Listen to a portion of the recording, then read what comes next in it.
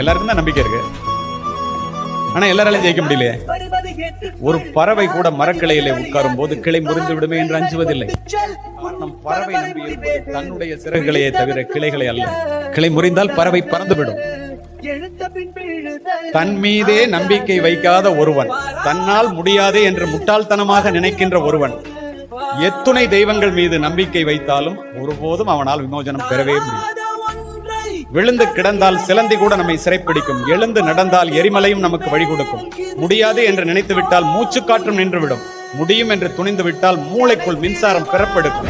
தன்னம்பிக்கை என்னும் நெருப்பு பொறியை மனித மனம் தாங்கி நின்றால் எண்ணியது எண்ணியவாறு நடக்கும். இடையூறுகள் எரிந்து சாம்பலாகும். ரெண்டு விஷயம் லைஃப்ல நீங்க கரெக்டா ஃபாலோ பண்ணுங்க. ஒண்ணு வந்து எண்ணத்தை எப்போதுமே உயர்வா வைங்க. ஊருக்குள்ள எவனா சண்டையில தானா கூட மனசு என்ன சொல்லணும், ஒரு நாள் நான் திரும்பி வருவேன், அன்னைக்கு சீக்கிரம் வரலாம். பங்காளி, யானை குளிக்கல விழுந்தா எறும்பு எட்டி பார்க்குமா, இந்த யானையை நீ மோதி பாக்குற, பார்த்துக்கிட்டே இரு, ஒரு நாள் உனக்கு இருக்கு. சிதைவிடத்தும் உலகார் உறவு ஒரு புதையம்பின் பட்டுப்பாடு ஒன்றும் எழுதினார் வள்ளுவர். யானையானது போர்க்களத்திலே பல அம்புகள் தைத்த நிலையிலும் தன்னுடைய பெருமை நிலைநாட்டும். அது போலதான் ஊக்கமுடையவர் அழிவிலும் தளரமாட்டார். எவ்வளவு கஷ்டம் கொடுக்கட்டுமே யாருனாலும் பார்த்துக்கலாம். இந்த எண்ணத்தை எப்போதும் விட்டுடாதீங்க. ரெண்டாவது முக்கியமானது நேரம். எண்ணத்தையும் நேரத்தை மட்டும் தயவு செஞ்சு பயனுள்ளதா நீங்க கழிச்சீங்கன்னா நிச்சயமா 100% உங்களுக்கான லைஃப். ஒவ்வொரு மனுஷனுடைய வெற்றிக்கும் முதல் படி அதை தெரிஞ்சுக்கோ. துக்கத்தையும் சந்தோஷத்தையும் சமமா எடுத்துக்கிறது தான் உண்மையான மனுஷன்.